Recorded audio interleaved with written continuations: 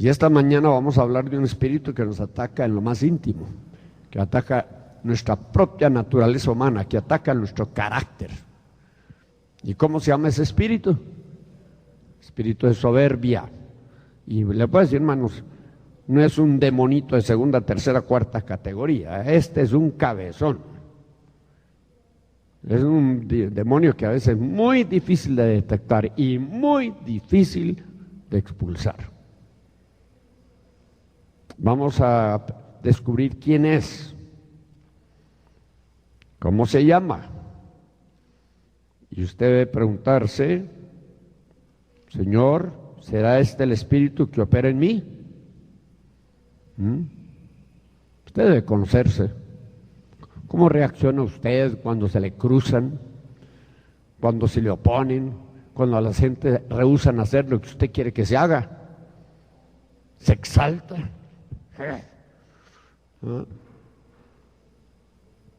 Y dice y hace cosas que no son propias de un seguidor de Jesucristo que dijo: tomad mi yugo sobre vosotros y aprended de mí, que soy ¿qué? Manso y humilde. Eso es lo opuesto a la soberbia. Jesucristo es el ejemplo de una persona que fue sencilla, mansa, humilde. En él no había ni una onza de soberbia. Y tú dices ser discípulo, seguidor de Jesucristo, dices ser cristiano, y sin embargo la soberbia se te ve hasta en los ojos.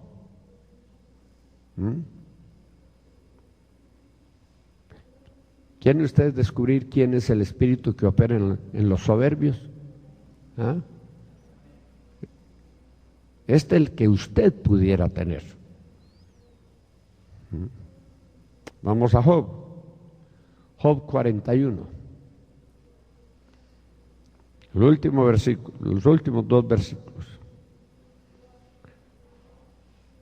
No hay sobre la tierra su semejante, hecho para nada temer, menosprecia toda cosa alta, es rey sobre todos los soberbios, rey sobre todos los soberbios. Si usted es soberbio, usted tiene un rey, usted es un principado, usted es una potestad demoníaca, que es rey sobre todos los soberbios. Y este espíritu pues es implacable. Dice que él no teme a nadie, ni nada ni nadie, y que él mira con desprecio toda cosa alta. Rey sobre todos los soberbios. ¿Y cuál es su nombre? Versículo 1. ¿Sacarás tú al Leviatán con el anzuelo? ¿Cómo se llama el espíritu? Rey sobre todos los soberbios, Leviatán. Ese pudiera ser el que opera en ti. Este es un espíritu sofisticado, muy refinado. No es como esos demonios vulgarotes, groserotes, como cuáles, los que operan en el sexo. Que los demonios que operan en el área sexual, hermanos amados, pueden influir sobre uno para que uno tenga relaciones con personas de su propio sexo, con animales, con cadáveres, con espíritus. Son demonios, pero de los más vulgares que hay en el universo. Este demonio, Leviatán, este es bien refinado, porque él no ataca el cuerpo, no ataca el alma, ataca el espíritu. Es un espíritu de exaltación propia. Lo hace a uno creer que uno es más importante de lo que realmente es. Y que por lo tanto la gente no lo acepta, no lo comprende, porque la gente está engañada. El engañado eres tú. Porque has dejado que este espíritu te produzca en ti una falsa imagen de lo que eres y de lo que vales. Es un espíritu de soberbia. Vamos a leer acerca del Leviatán en el libro de Isaías. Hay que conocerlo un poquito mejor. Hay que conocer al enemigo para poderlo vencer. Estados Unidos gastó meses y meses espiando sobre Irak con poderosos satélites y recabando toda la información necesaria para lanzar este ataque masivo. Escogió bien los blancos, por eso es que han habido pocas bajas en la población civil, porque escogió los blancos y las horas en que iba a atacar esas instalaciones militares, instalaciones gubernamentales. Pues hermanos amados, nosotros necesitamos conocer a nuestro enemigo, especialmente el nuestro propio, el que opera en nosotros. Todos somos diferentes. Lo que opera en uno puede que no opere en otro. Miremos lo que dice Isaías 27:1. En aquel día Jehová visitará con su espada. ¿Cuál es la espada? La espada del Espíritu, que es la palabra de Dios. Con su espada dura, grande, fuerte. ¿Sobre quién? Sobre el Leviatán. Y aquí está la descripción: serpiente. ¿Qué es Leviatán? Una serpiente. La Biblia habla de la serpiente, por ejemplo, en Apocalipsis 12, en versículo 7 en adelante, donde dice: y fue lanzado fuera aquel gran dragón, la serpiente antigua que se llama Diablo, Satanás. Yo no puedo decir que Leviatán sea el mismo Satanás. Algunos dicen que es otro nombre para Satanás, otro título para Satanás. Puede ser, o puede que no sea.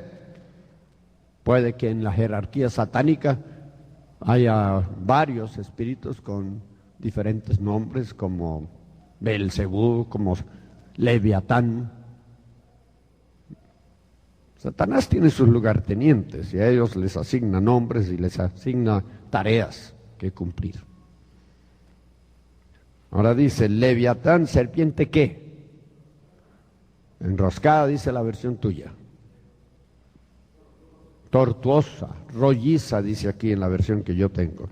Y sobre el Leviatán, serpiente, hay dos nombres que se dan aquí. Quiero que me den los dos. ¿Cómo dice tu versión allá vos? Enroscada y tortuosa. ¿Cómo dice la tuya? Veloz y tortuosa. La mía dice rolliza y retuerta. O sea, son diferentes formas de ilustrar lo mismo, ¿no? Esta es una gran serpiente marina que opera en los mares y en las costas.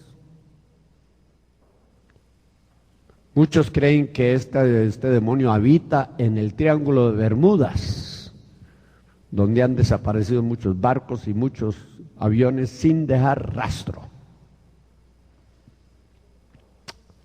Allá en Loch Ness, que es un lago de Escocia, aparece de tiempo en tiempo una enorme serpiente. Hasta la han fotografiado. Y muchos creen que ese es Leviatán, la materialización de Leviatán. Sea que opere en los lagos o en los mares, es un espíritu que se asocia más con los lugares donde, digámosle, los océanos, los mares, los lagos, los ríos, lo asocian más con esa parte de la tierra. Y después dice, y matará, claro, con la misma espada, al dragón que está en la mar. De modo que Leviatán aquí está ilustrado por serpiente y podría ser por dragón, puede que sea el mismo espíritu, que dice que habita ¿dónde? en el mar o en la mar. Nosotros creemos que solo los borrachos tienen demonios o que los homosexuales tienen demonios. No, hermanos. La gente de alcurnia, la gente de las más altas capas de sociedad, la gente muy culta, la gente muy noble, pudiera tener demonios también, pero no van a ser la misma clase de demonios. Los demonios se adaptan a la persona, ¿no? O sea, ellos se incrustan en las diferentes personas, diferentes capas sociales, dependiendo lógicamente con las tendencias malignas de su corazón. Demonios son demonios, pero los demonios se adaptan y asumen ciertas posturas y asumen ciertos nombres dependiendo de los antecedentes de cada persona. ¿Qué dice Job 26:13? Su espíritu adornó los cielos, refiriéndose a Dios, que Dios adornó los cielos por medio de su espíritu. Su Espíritu Santo intervino en la creación. Su mano crió la serpiente, ¿qué? Tortuosa. Este es el mismo Leviatán. Fue una creación divina. Dios hizo a la serpiente. ¿No? Si tomamos este caso, este versículo aislado, tendríamos que decir que Dios creó al Leviatán y lo creó ya como una serpiente. Como serpiente, no lo creó como un hermoso querubín, como un poderoso ángel, sino que dice que Dios con sus propias manos creó la serpiente. No quiero extenderme mucho en cuanto a eso. Vamos al Salmo, libro de los Salmos. Ustedes verán que este demonio es mencionado en varios diferentes libros de la Biblia, en Job, Salmos, Isaías, Salmo 74:14. Tú magullaste. Bueno, leamos el versículo 12. Empero Dios es mi rey, ya de antiguo, el que obra, ¿qué? Salvación en medio de la tierra. Tú hendiste la mar con tu fortaleza, quebrantaste cabezas de ¿qué? De monstruos del mar.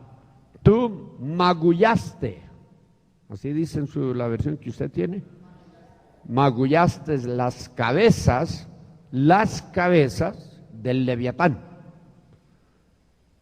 O sea, es un monstruo marino que tiene ¿qué? Varias cabezas, ¿no? Y que opera, pues ya saben ustedes dónde, en el mar y en lugares similares a ese. Salmo 104, versículo 26. Habla de la creación. Versículo 25. Asimismo esta gran mar y ancha de términos, en ella pescados sin número, animales pequeños y grandes, allí andan navíos, allí es este Leviatán. ¿Qué hiciste? Es una criatura, es una creación divina. ¿Qué hiciste para que juzgase en ella? O sea, cuando Dios creó al Leviatán, no lo creó para atacar, destruir, no. Era un animal que iba a poblar los mares, que se iba a recrear, que se iba a divertir, etcétera, etcétera, en medio de los mares. Pero algo sucedió. Este animal se convirtió en un animal ¿qué? Peligroso, que ataca a seres humanos y que es causa de muchas desdichas, de muchas desgracias en la humanidad. Amén, mis hermanos.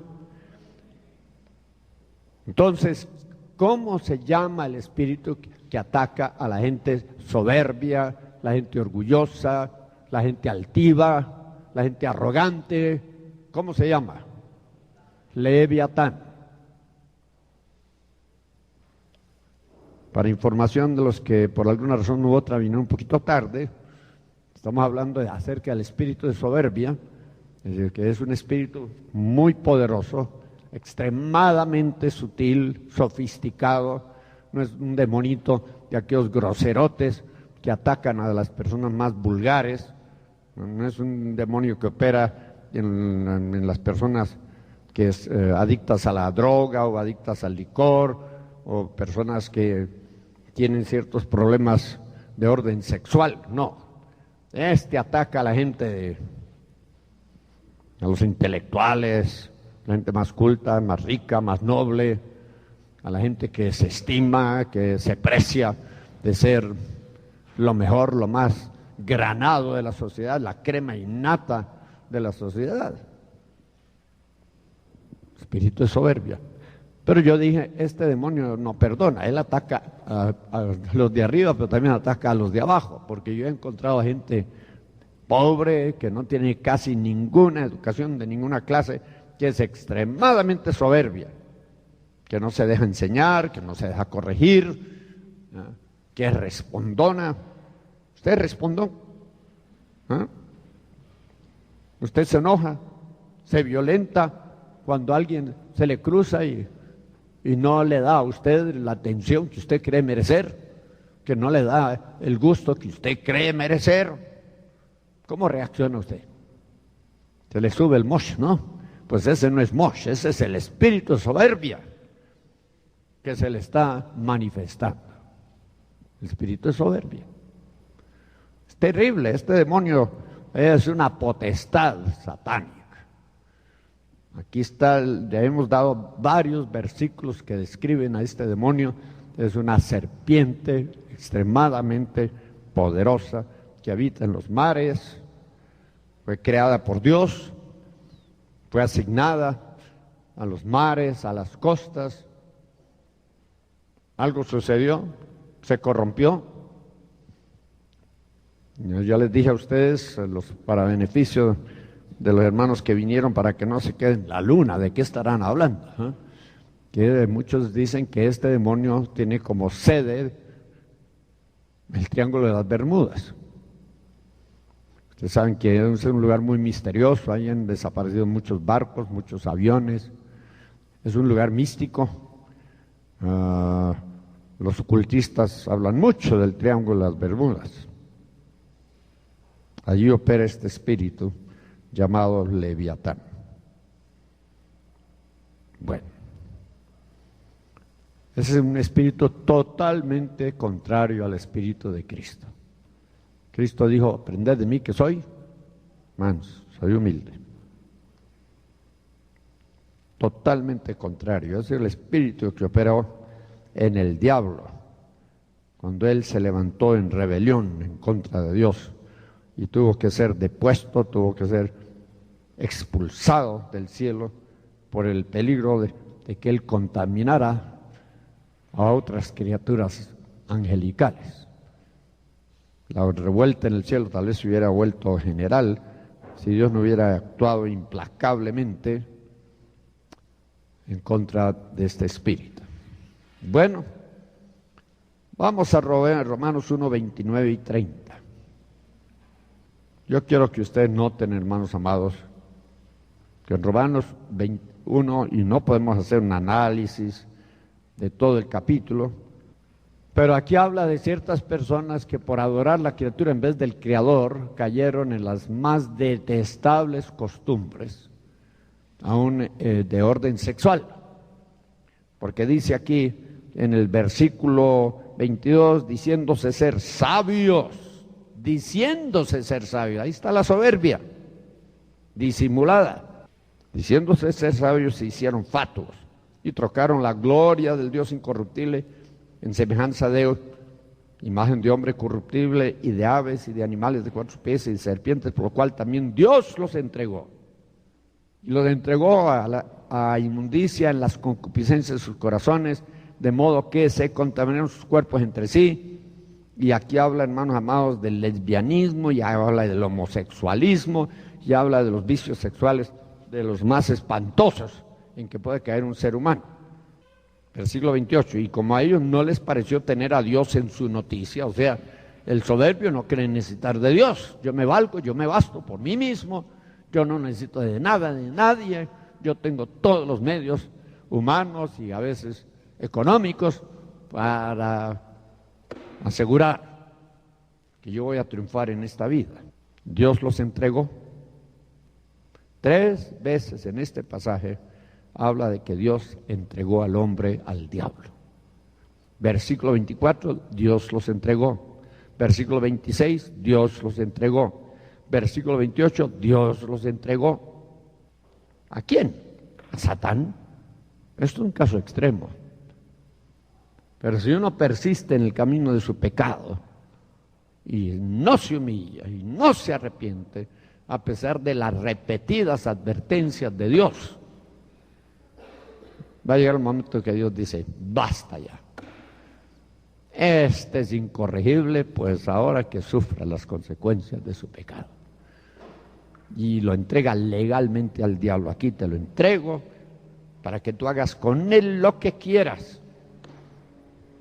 Quita las restricciones, quita las limitaciones y le deja al diablo ensañarse. Y el diablo pervierte y el diablo corrompe y obliga al hombre a hacer las cosas más horribles que un ser humano pueda inventar. Ahora dice el versículo 29, ¿tienen el Romanos 1 abierto? ¿Estando qué? Atestados. ¿Qué quiere atestados? Pero a reventar, a rebalsar. No le cabe una gota más. Atestados. Es como si uno agarrara y llenara un bulto de algodón. Bueno, seamos más prácticos. De maíz. Está lleno. Pero uno lo apelmaza. Y le sigue echando hasta que no le cabe nada más. Así dice, estando atestados. ¿Y estando atestados de qué será? De demonios. Atestados de demonios. Claro, aquí los identifica. De iniquidad, de fornicación, de malicia, de avaricia, de maldad. Llenos. 2 verbos. Estando atestados, estando llenos de envidia, de homicidio, y hermanos, sigue y sigue y sigue y sigue. Y noten lo que dice en el versículo 30. Como resultado de eso, el hombre se convierte en esto: murmurador, detractor, aborrecedor de Dios, injurioso, ¿y qué más? Soberbio, altivo. ¡Ay! ¡Qué horroroso! En el soberbio, en el orgulloso, en el altivo, operan espíritus, pero de los más sofisticados, atestados, llenos. Y están allí por derecho legal. Dios fue extremadamente misericordioso, les dio largas, trató con ellos por su palabra, por su espíritu, y la persona no se quiso doblegar. Entonces Dios dijo, aquí Satanás te lo entrego, haz con esta persona lo que te parezca mejor. Claro, la intención de Dios es que esa persona, pues aún medio del sufrimiento, clame, busque, pida perdón, y Dios lo pueda perdonar, cambiar, liberar, levantar y colocar en una posición donde Él quizás pueda ser útil para el reino de Dios. Amén, hermanos.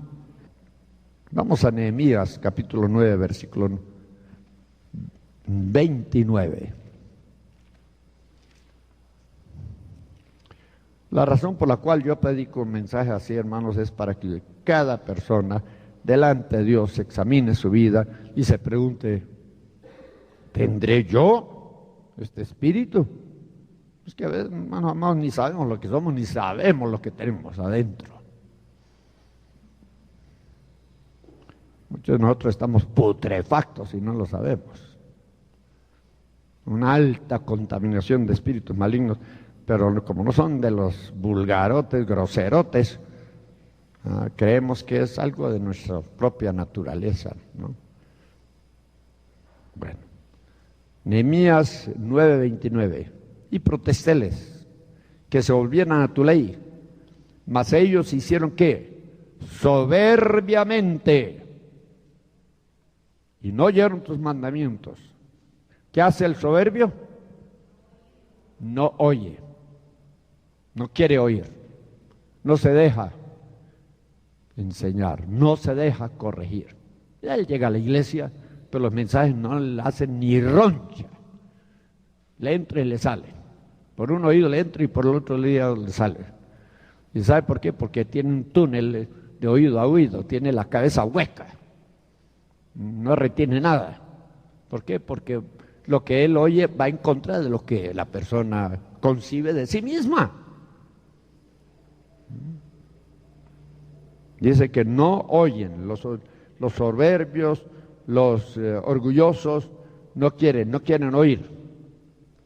Y por lo tanto, no se dejan enseñar de parte de Dios, y Dios de todos sí tiene que tomar cualquier medida extrema que parezca y lo hace por amor, lo hace por misericordia, para que la persona pueda caer de hinojos delante de su presencia y decirle, Señor, ahora sí sé que te necesito más de lo que había pensado antes. Vamos a Romanos 11. Romanos 11. Dice, bien, por su incredulidad fueron quebradas. Está hablando del pueblo de Israel, las ramas verdaderas de la oliva, mas tú, por tu incredulidad, por su incredulidad fueron quebradas, mas tú, por la fe, estás en pie. No te ensoberbezcas. Aquí está hablando de creyentes, mas tú, por fe, estás en pie. Por tanto, no te ensoberbezcas. Antes que, teme. Que si Dios no perdona las ramas naturales, a ti tampoco que te perdone.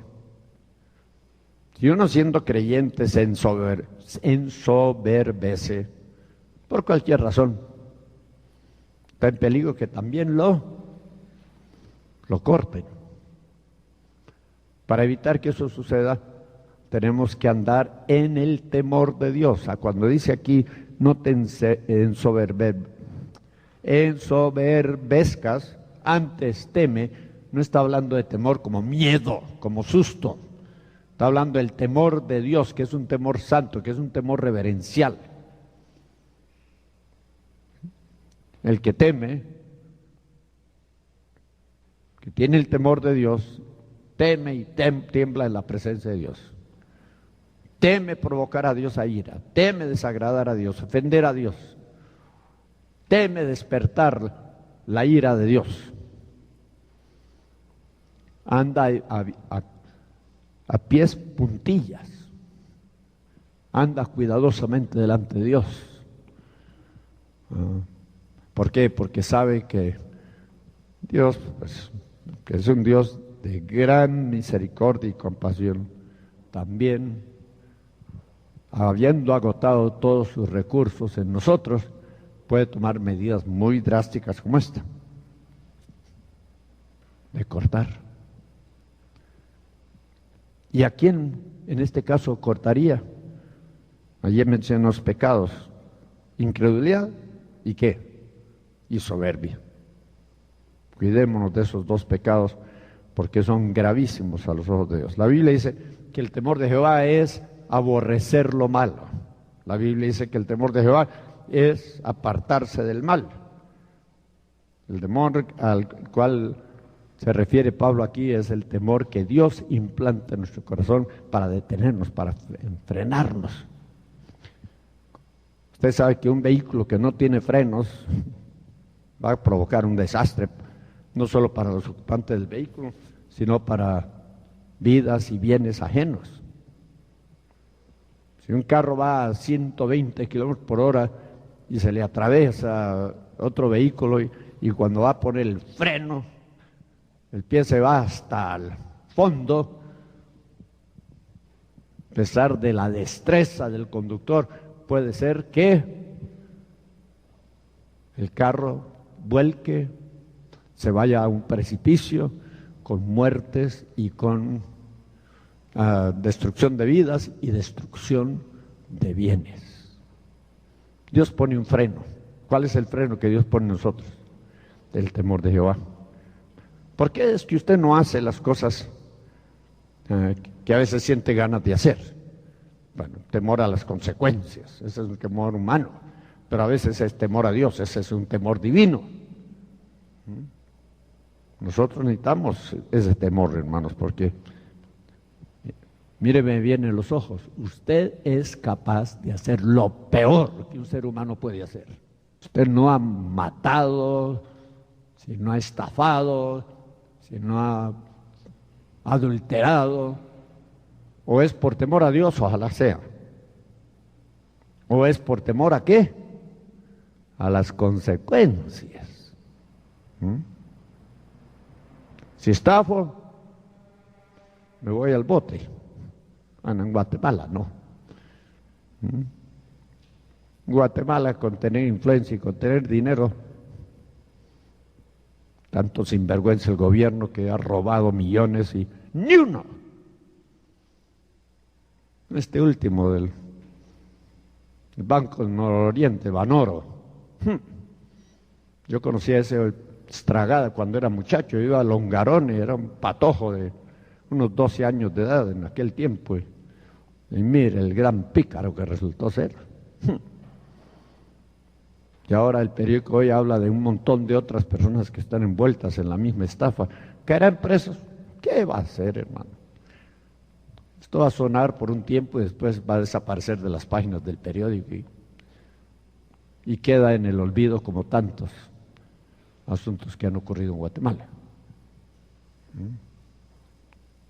Usted no ha hecho lo que hubiera querido hacer porque temor a las consecuencias. Y mire, si yo me meto con esa vieja, diría alguien, va a ser un escándalo, mi mujer me va a divorciar, mi familia me va a odiar, yo me voy a quedar solo, puede que por haberme metido en esa mujer sin la debida protección yo resulte con alguna enfermedad de las espantosas que hay hoy.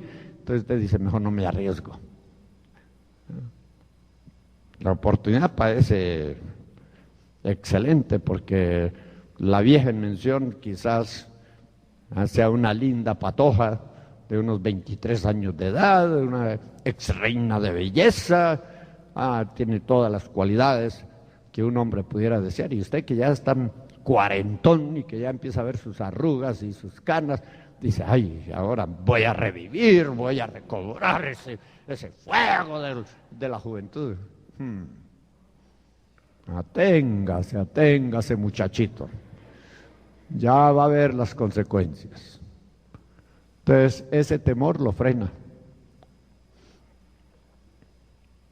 Usted siente una enorme frustración por no hacerlo, pero gracias a Dios que no se atrevió, se acobardó, se arraló, no lo hizo. Fue el temor que lo detuvo. Aquí dice, no te ensoberbezcas, antes que teme a Dios. Y si no temes a Dios, teme por lo menos las consecuencias de tu incredulidad y tu soberbia, porque lo vas a pagar caro. Caro. Bueno, le voy a leer algunos versículos aquí rapidito porque el tiempo corre, yo puedo gastar horas hablando de este tema.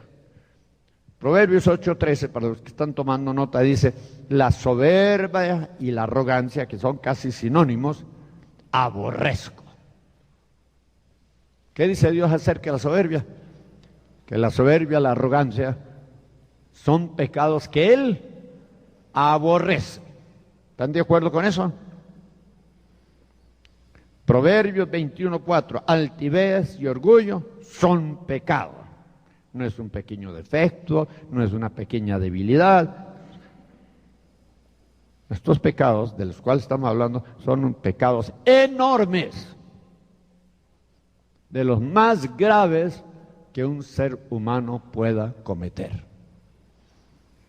Son una ofensa a Dios. El soberbio generalmente se convierte en su propio Dios. El soberbio se deifica. El soberbio a veces hasta se le planta a Dios en una actitud amenazante, desafiante. Yo soy libre, soberano, autónomo, independiente, y yo no me sujeto a nada, ni a nadie, ni a Dios. Se deifica a sí mismo. Bueno, ahora yo quiero que abramos en Proverbios 16:5. Este sí quiero que lo leamos. Quiero infundirles un poquito de temor a ustedes, porque esto es lo que lo va a resguardar, lo va a proteger de excederse. Yo creo que sí, debe haber amor propio, pero no exagerado, porque la definición que yo encontré de la soberbia en uno de los diccionarios fue orgullo y amor propio desmedidos. Hay un amor propio que es sano, aún Jesucristo lo admite. Él dijo que debemos amar a nuestro prójimo como ¿qué? Como nos amamos a nosotros mismos. Tiene que haber un amor propio, una estimación propia. Porque si no, va a haber un rechazo, un menosprecio, y vamos a destruirnos. Tenemos que tener cierto amor, pero algunos hermanos amados se han desbocado y tienen un amor propio desmedido, que es enfermizo y que es extremadamente destructivo para el ser humano. Vamos a ver Proverbios 21:4. ¿Cuántos tienen abierto ahí la Biblia? 21:4. Altivez de ojos y orgullo de corazón y el brillo de los impíos son ¿qué? Son pecado. Eso ya lo vimos. Proverbios 16:5 es el que yo quería señalarles. Abominaciones a Jehová todo altivo de corazón, y con el temor de Jehová se apartan del mal los hombres. Ven ustedes que la solución para la altivez, para la soberbia, es que Dios implante en nuestro corazón su temor. Pero lo interesante aquí, hermanos, es Dios dice que Dios abomina, Dios aborrece no solo el pecado de la soberbia, sino a la persona que tolera, que abriga en su corazón este pecado. Muchos predicadores por radio, televisión dicen: Dios ama al pecador aunque él odie el pecado. Dios odia el pecado, pero ama al pecador. Están equivocadísimos, porque Dios, así como odia el pecado, también odia a la persona que persiste en ese pecado. Y yo les puedo dar muchos versículos, hermanos. O sea, algunas veces predicamos doctrinas que son contrarias a la palabra de Dios, ¿no? Sí, Dios ama en sentido general a toda la humanidad, porque de tal manera amó Dios que al mundo, a toda la humanidad. Pero, hermanos, hay excepciones. Hay ciertos pecados que Dios repudia, que Dios condena. Y voy a ver si encuentro algunas versiones, los tengo aquí marcados en esta Biblia. Esta es una Biblia nueva, la que he usado hasta ahora, se me está deshaciendo, deshojando, y entonces tuve que sacar una Biblia que tenía guardadita ahí, que me regaló mi esposa, y la he empezado a usar, y me ha costado un poquito, porque Aquí ya la tengo marcada y en un segundo yo puedo encontrar cualquier versículo que necesito para poder probar algún punto de los que yo quiero mencionar. Pero no encuentro en este momento, hermanos amados, siquiera un versículo más para probar lo que les acabo de decir con una reacción terrorífica de parte de algunos de ustedes. Me miraron con unos ojos de espanto cuando les dije que Dios odia el pecado y por lo tanto también odia al que persevera en ese pecado. Mire lo que dice Salmo 5, versículo 5. No estarán los insensatos delante de tus ojos, aborreces ¿a quiénes? 5:5, Salmo. ¿Qué dice? Aborreces a todos los que obran iniquidad. ¿Necesitamos más pruebas? O sea, Dios aborrece a los que hacen continuamente iniquidad, porque el verbo hacer aquí es en sentido progresivo. Una cosa es que uno en un momento de debilidad caiga en un pecado. ¿Ah? Eso le puede suceder a cualquiera, pero el que cae y se revuelca. Una cosa es que usted en un momento de crisis en su vida tenga una aventura amorosa por ahí, y otra cosa es que usted tenga una querida, un amante. Yo no estoy señalando a nadie porque yo no soy juez. Usted tiene una querida y se escapa y se reúne con ella y inventa toda clase de excusas para engañar a su pobre mujer, y lleva meses, quizás años, de estarse viendo con esa querida o con otras. Tiene sus sucursales por varias partes. ¿Usted cree que usted es objeto del amor de Dios? Ay, papito Dios ha sido paciente y misericordioso con usted, pero le va a caer. Y cuando lo cae, va a ser un golpe devastador, aplanador. Porque Dios dice aquí que Él aborrece a los que hacen continuamente, ¿qué? Lo malo delante de sus ojos. Dios aborrece el pecado y en otros casos aborrece también al pecador. ¿Y usted quiere ser objeto del amor de Dios o quiere ser objeto de la ira de Dios? El que Dios ama, castiga. Y si Dios castiga a los que Él ama, ¿qué podemos decir acerca de los que Él aborrece? Ya no va a ser un castigo, va a ser un juicio. Va a caer bajo juicio él y lamentablemente va a arrastrar con toda su familia. Porque las consecuencias del pecado se dejan sentir por varias generaciones. Y sus pobres hijos, sus pobres nietos, que van a ser víctimas inocentes de su pecado. Aún del pecado de la soberbia, de la altivez, del orgullo, de la vanidad, de la arrogancia, del cual nosotros estamos hablando hoy. Vamos a Habacuc 2:4. ¿Para qué vine? Dijo alguien en este momento. Si no lo dijo, lo pensó. Mejor me hubiera quedado en mi oficina o en mi casa a venir a oír esto. Pues Dios lo trajo. Y tal vez pueda ser que lo haya traído como último esfuerzo de parte de Dios de despertarlo y obligarlo a recapacitar antes de que le caiga todo el peso de la ley divina. Habacuc 2:4. He aquí se enorgullece aquel cuya alma no es derecha en él. ¿Quién se enorgullece? ¿Quién se ensoberbece? Cuya alma no es, ¿qué es lo opuesto a recta? Torcida. Si usted es un soberbio, orgulloso, altivo, su alma está torcida y necesita una buena enderezada, pero esa enderezada no se la puede dar Cofiño Estal.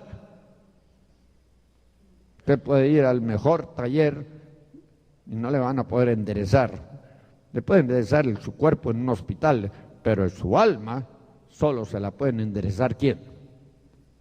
Dios, por su Espíritu Santo. Y eso es lo que Dios quiere hacer hoy, es liberarte y enderezarte, porque tu camino no es recto delante de Dios. No es recto delante de Dios. Bueno, Salmo 31, 23. Aquí está una voz de alarma, voz de alerta de Dios para usted que quizás es soberbio. Amad a Jehová todos vosotros sus santos, a los fieles, guarda Jehová. Y paga abundantemente al que obra ¿con qué? Con soberbia, paga. Y usted sabe que esa palabra paga aparece en Romanos 6:23, la paga del pecado es muerte. Dios paga abundantemente, no solo al que roba, al que mata, sino que también al soberbio. La soberbia tiene paga, justa paga de retribución. Hay consecuencias. Y yo les voy a dar algunas de las consecuencias. Primero, Abdías 3. Abdías 3. Busquen, hermanos. Abdías 3. Ojalá sepan dónde está Abdías. Es uno de los 12 profetas menores. Oseas, Joel, Amós, Abdías, Jonás, Miqueas. Ya deben saber dónde está después de Amós, antes de Jonás. Mire lo que dice Abdías, versículo 3. La soberbia de tu corazón te ha engañado. ¿A qué lleva la soberbia? Al engaño. El soberbio se abre al engaño. El soberbio es susceptible al engaño. ¿Saben por qué muchas personas abandonan la fe cristiana, la fe evangélica, y van a caer en sectas como el mesianismo y otros? Por la soberbia. Engreídos, orgullosos. Y esa secta y otras apelan al orgullo. Yo he tratado con personas de varias sectas y todos se creen mejor que esos pobres evangélicos locos, esos pobres evangélicos engañados. Nosotros tenemos la verdad. Y cultivan eso. Quieren despertar en usted ese falso orgullo para que usted se haga de parte de ellos, que se codee con ellos, que se relacione con ellos y abandone esa parvada de ignorantes tontos que van a las iglesias evangélicas. Esa es la actitud repudiable de esas sectas.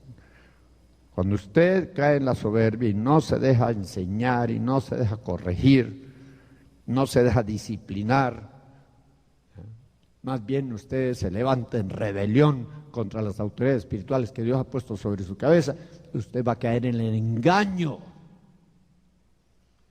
Por cuanto no amaron la verdad para ser salvos, Dios les mandó operación de error o de engaño para que sean juntamente condenados con el resto de la humanidad. Cosa terrible, terrible, hermanos. Segundo, Job 35:12. Esto es tremebundo. Ustedes no esperaban oír este mensaje hoy. Yo les estoy predicando a ustedes los mismos mensajes que yo predico ante multitudes, porque a veces Dios me lleva a lugares donde predico ante cientos y ante miles. Y algunos dirán, van a venir unos 40 gatos ahí, y cualquier cosa, cualquier barrabasada que yo diga, con eso se van a quedar satisfechos. No. Para mí ustedes merecen lo mejor que se les pueda dar. Ustedes son dignos de que se les dé palabra de Dios. Job 35:12. Allí clamarán, y él, Dios, no irá, por la soberbia de ¿qué? ¿Qué hace la soberbia? hace inefectiva nuestra oración, cierra los cielos, nuestras oraciones rebotan y nos caen en la cara. O sea, la oración podemos clamar, clamar y clamar en nuestra angustia y Dios no nos va a oír. Allí lo dice. Por la soberbia de los malos, Él no oirá. ¿Usted quiere que eso le ocurra? Usted ha vivido una vida de orgullo, altivez, soberbia, y de repente le viene un cáncer. Y usted llora, gime, clama, ayuna. Los cielos están cerrados. Muy importante, hermanos.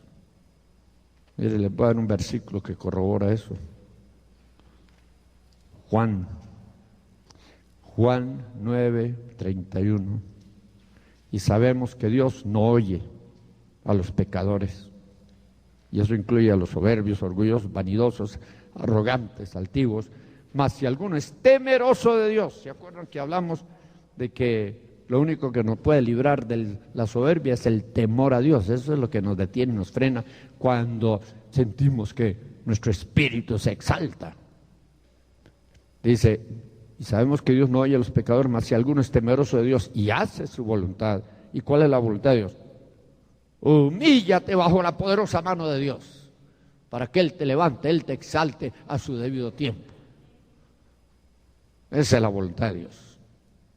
Que renuncies a tu soberbia, tu altivez, tu orgullo, porque si no, se van a cerrar los cielos y tus oraciones no van a hacer ningún efecto de ninguna clase. Amén. Tercero, Proverbios 11, ¿ya lo tienen? Versículo 2. Cuando viene la soberbia, viene también ¿qué? La deshonra. Más con los humildes. Los dos opuestos, el soberbio y el humilde. ¿Qué trae la humildad? Trae honra. ¿Y qué trae la soberbia? Trae deshonra. La soberbia tiene un producto y se llama deshonra. ¿Quiere usted caer en la deshonra? Pasemos a Proverbios 29:23, ya es que estamos en el mismo libro, no lo tengo aquí en el mismo orden. 29:23. La soberbia del hombre le abate. La soberbia deshonra, la soberbia abate. Otro versículo.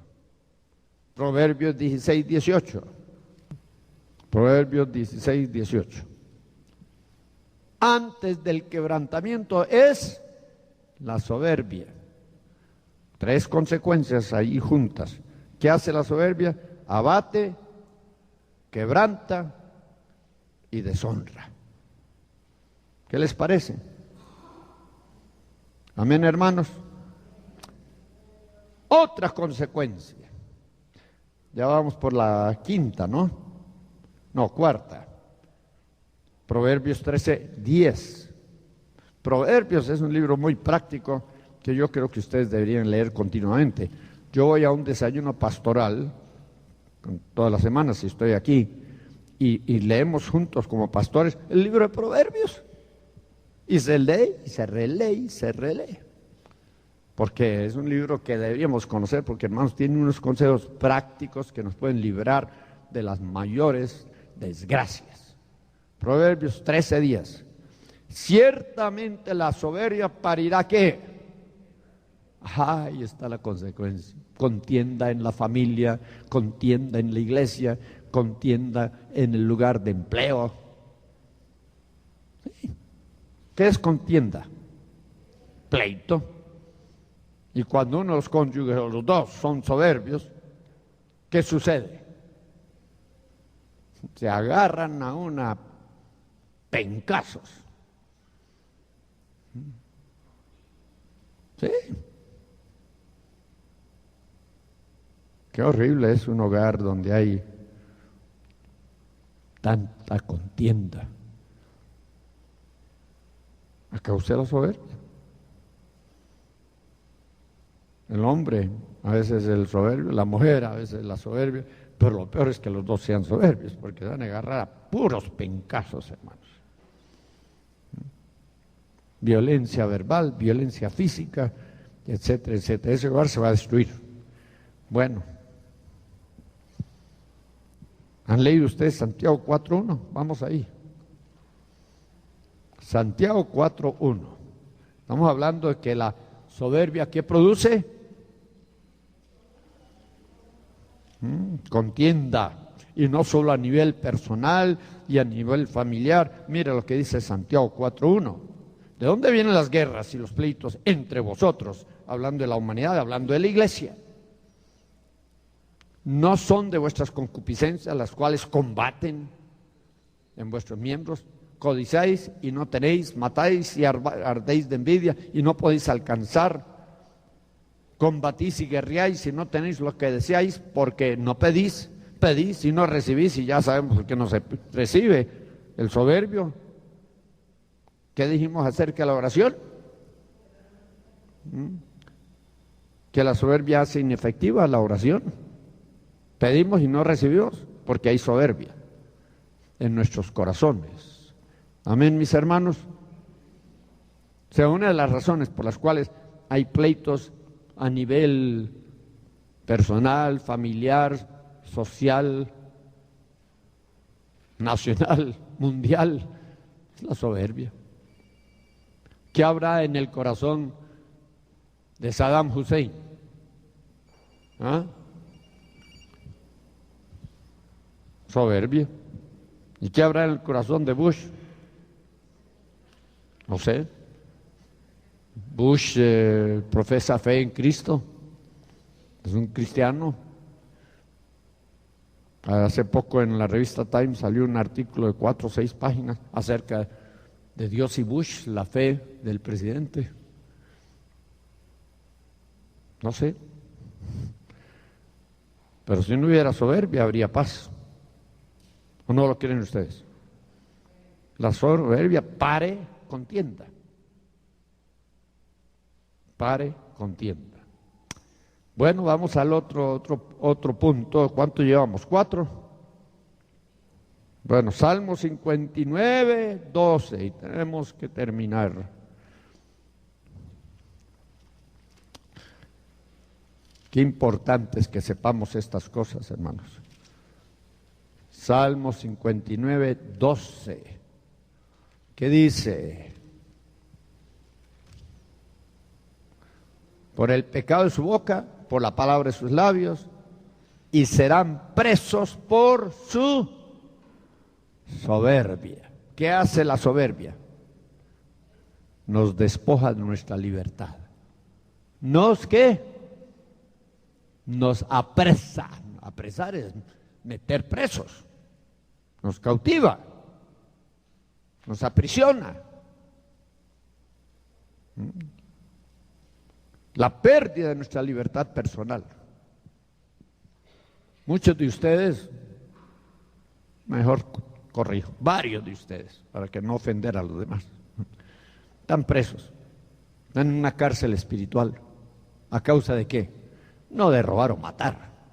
¿De qué? De la soberbia de su corazón. La soberbia provoca una pérdida de libertad en uno y en otros. Jeremías 13, 17.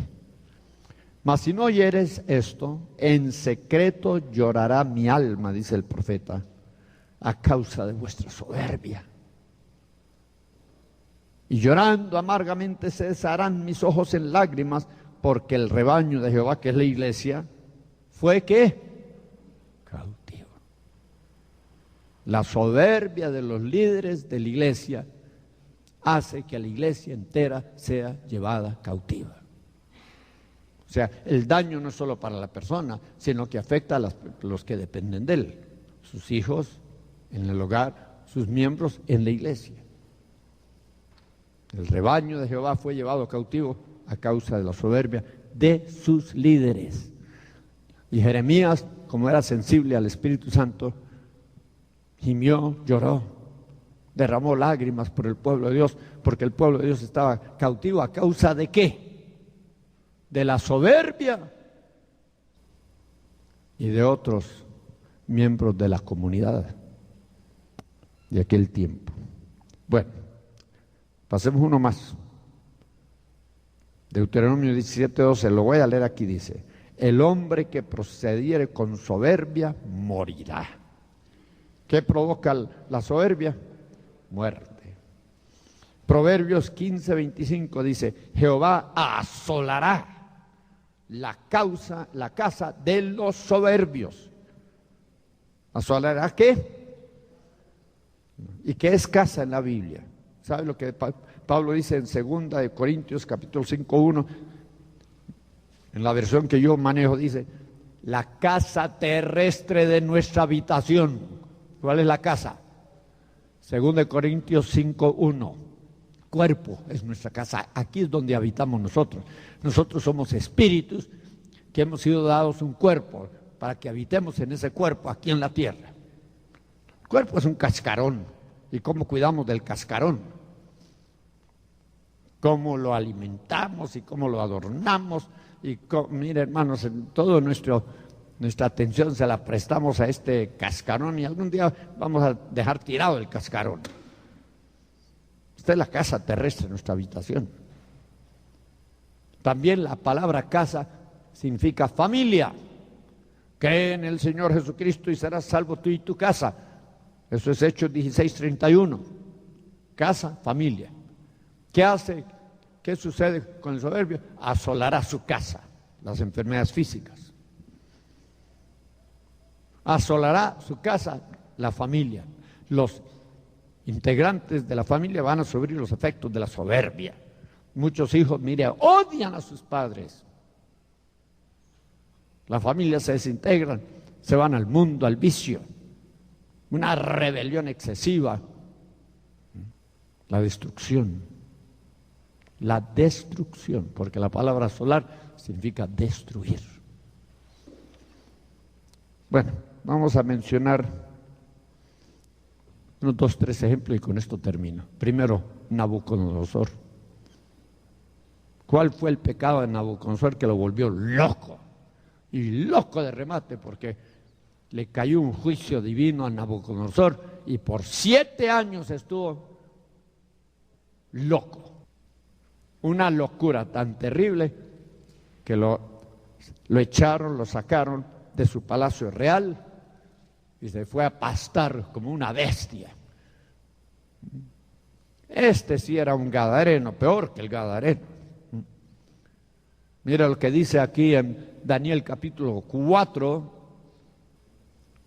la sentencia divina, versículo 32, y de entre los hombres te echan, y con las bestias del campo será tu morada, y como a los bueyes te apacentarán, y pasarán 7 tiempos sobre ti, hasta que conozcas que el Altísimo se enseñorea de los reinos de los hombres. Versículo 33, en la misma hora se cumplió la palabra sobre Nabucodonosor, y fue echado entre los hombres, y comía hierba con bueyes, y su cuerpo se bañaba con el rocío del cielo, hasta que su pelo creció como de águila, y sus uñas como de aves. ¿Cuál fue su pecado? ¿Quieres saber cuál fue? Capítulo 5, versículos 20 al 23 de Daniel. Daniel ahora no está hablando con Nabucodonosor, sino con su hijo Belsasar. Y Daniel le dice: mas cuando su corazón, refiriéndose a Nabucodonosor, mas cuando su corazón se ensoberbeció. Se ensoberbeció. ¿Cuál fue el pecado de Nabucodonosor que lo llevó a la locura? Dice: mas cuando su corazón se ensoberbeció y su espíritu se endureció, en altivez. Eso es lo que pasa. Cuando uno es soberbio y altivo, su espíritu se endurece y no admite, ni permite que se le llame la atención, que se le corrija, que se le exhorte. No, nada. Fue depuesto del trono de su reino y traspasaron de él su gloria, y fue echado entre los hijos de los hombres, y su corazón fue puesto con las bestias, y con los asnos monteses fue su morada. Versículo 22, y tú, su hijo Belsasar, no has humillado tu corazón sabiendo todo esto, Antes contra el Rey, el Señor del cielo, te has ensoberbecido como cura, como pueblo, como padre, como hijo. ¿Cuál fue el pecado de Belsasar? Y el mismo pecado de su padre. Hay una transferencia de espíritus. El demonio de soberbio que operaba en Nabucodonosor fue transferido ¿a quién? A Belsasar, su hijo, y cayó en el mismo pecado. Por eso es que hay hijos de hombres adulterinos, resultan con graves problemas en el área sexual. Hijos de hombres alcohólicos resultan con terribles problemas en cuanto a la bebida. Hay una transferencia. Y usted quiere dejarle ese regalo a su hijo, ese legado, dejarle un espíritu de soberbia, de orgullo, de vanidad, que lo va a llevar a la destrucción. Mire, la sentencia fue tan fulminante que la Biblia dice, el versículo 30, la misma noche fue muerto Belsasar. O sea, Dios le habló, le advirtió por medio de Daniel, pero el hombre no se arrepintió y esa misma noche murió. Que tenga oídos para oír, oiga. ¿Cuál fue el pecado de Nabucodonosor? Mire, se lo voy a leer aquí. Él tenía una enfermedad llamada yoyitis. Yoyitis.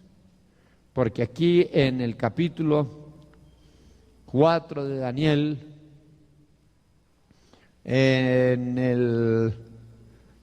déjeme ver, aquí adelantito está, déjeme ver, estoy buscando. Aquí dice, versículo 30, el rey se paseaba por su palacio y habló y dijo, ¿no es esta la gran Babilonia que yo edifiqué para la casa del reino con la fuerza de mi poder y la gloria de mi grandeza? ¿Qué había en él? Orgullo, soberbia. Y se enloqueció.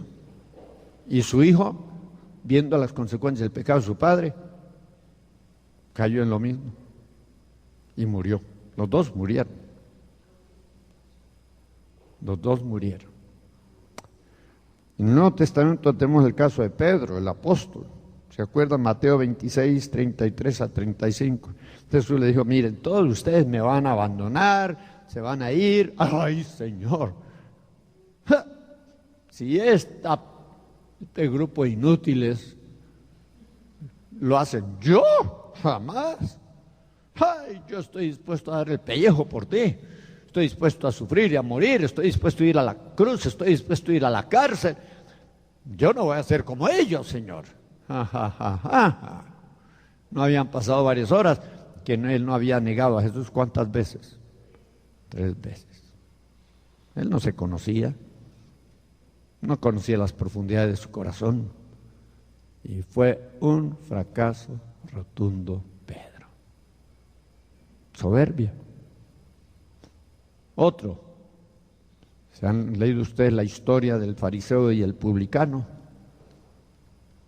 El publicano entró al templo con el fariseo, el publicano se fue por ahí a un rincón oscuro. ¡Ay, Señor, apiádate, ten misericordia de mí, sé propicio a mi pecador! Y el otro, vanidoso, se paró en el centro de aquel inmenso templo de Jerusalén. ¡Señor, yo te doy gracias que yo no soy como los demás hombres, ni siquiera como ese bandido, de ese publicano que está por ahí, hipócrita. Yo ayuno 2 veces a la semana y yo doy diezmo de todo lo que poseo. Yoyitis. Nabucodonosor tuvo el pecado yoyitis. Pedro tuvo el pecado yoyitis. Porque yo jamás, yo voy a sufrir por ti, yo voy a morir por ti, yo. ¿Y a usted de quién le gusta hablar? ¿De sí mismo? Ay, es que yo. Mire, hay unas personas con las cuales me toca juntarme que miren, hermano, ahí me fastidian porque hablan de todas sus grandezas. y en público y en privado. Tengan cuidado, hermanos. Esa enfermedad es mortal. Ya lleva a la cautividad, a la locura y a la muerte. Yo espero que a través de este estudio Dios les haya hablado, hermanos.